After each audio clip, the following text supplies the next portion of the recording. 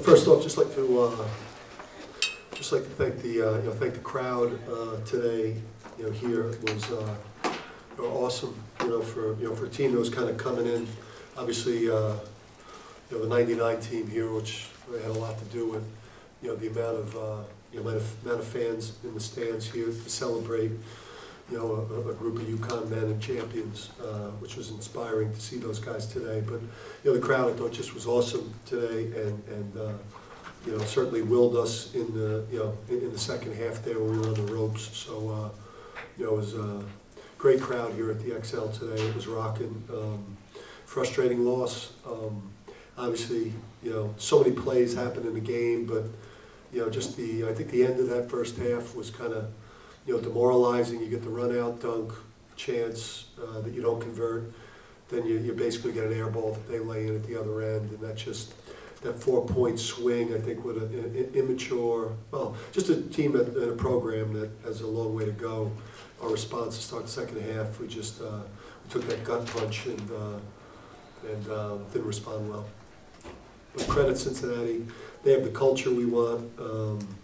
They have the character on the court that we want. Obviously, the physicality, a number of different things. But that's what a program looks like. That's fully formed and has been together and understands what it is. It's about winning. Did you like the response? Effort-wise, coming off the other night. Yeah, I mean, the effort was great throughout. I mean, the second half there. Listen, they're a great defensive team. We're obviously with Jalen out and Al still trying to work his way back in. We're not a prolific offensive team to begin with. We've got holes across the board.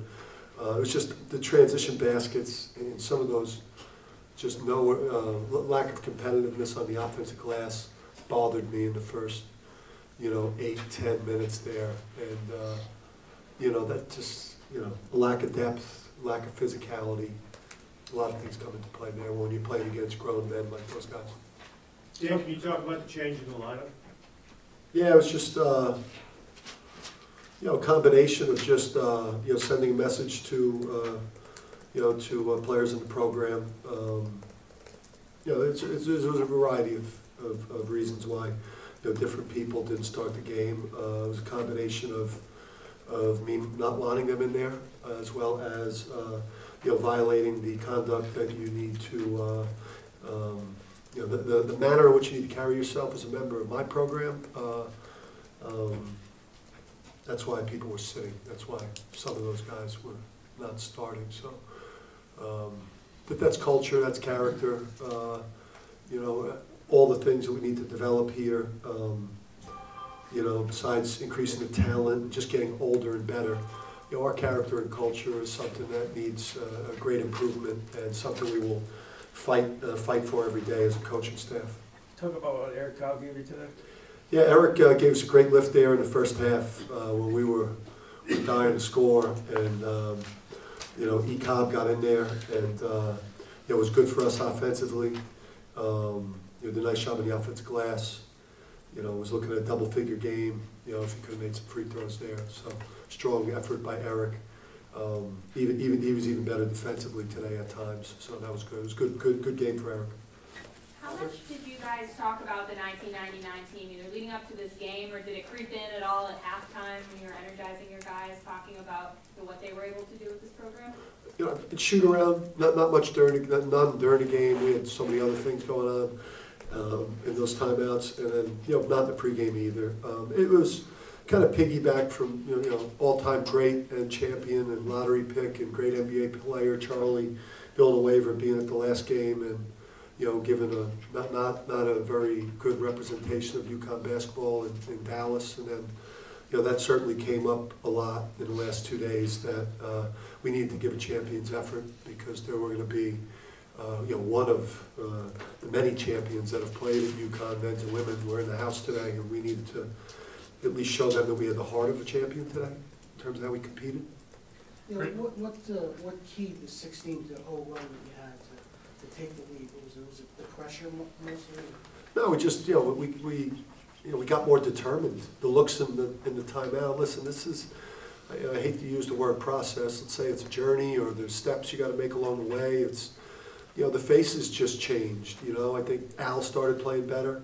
You know, Al was struggling offensively through a lot of that game. Al is the leader of this program. Al has a huge heart. Al values winning. Al's a great person, you know. So once Al's play started picking up, it just helped the mood of, you know, of the whole team. And, you know, as we, you know, recruit and nurture and develop more guys with the type of mindset that Al has, you know, you won't see us play in as long as funks. So if Al didn't come out of that funk, we probably would have lost by 18. Christian, obviously one of the guys who didn't start. Did he respond well today, you think, overall this game? Yeah, I just think from, you know, let's just keep this to a basketball perspective. You know, competes his tail off those defensive rebounds and getting fouled, really just spurred on the team there, those effort plays. It's just he's got to fight the urge to try to do too much off the dribble. You know, if he relies on his three-point shot and puts value in being a great defender and a good defensive rebounder, you know, he's a really valuable, you know, good player on the court.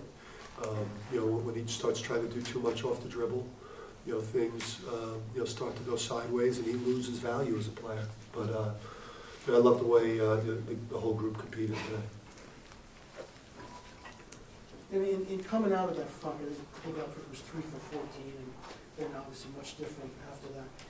You think at that point he just kind of got over that barrier where he maybe wasn't favoring anything or playing tentatively and kind of being himself again? Is that kind of what you saw? It wasn't like, even like, he finished 5 for 18. I mean, Al had a brutal shooting performance. It was just, you know, he got, you know, sometimes you got to get over yourself, especially when you're a point guard, especially when you're Al Gilbert, and you bring so much value to a program beyond whether you're making shots or not. Like, when he says stuff in our huddles and to our team, you know, that they believe it because he's a real dude. Like, they know, everyone in that locker room, everyone on that coaching staff knows that Al Gilbert stands for the right things. So I think it just had more to do with, like, Al kind of snapping out of it, you know, kind of removing himself from his offensive struggles, shooting the ball, and just started kind of leading his teammates and playing with better energy, and it was really those things, and that's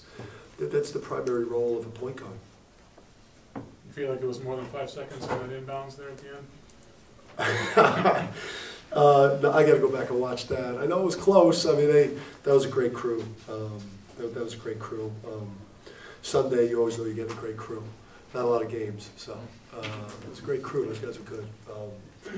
You know, they called a lot of fouls in Cincinnati early, and they stopped for a little bit.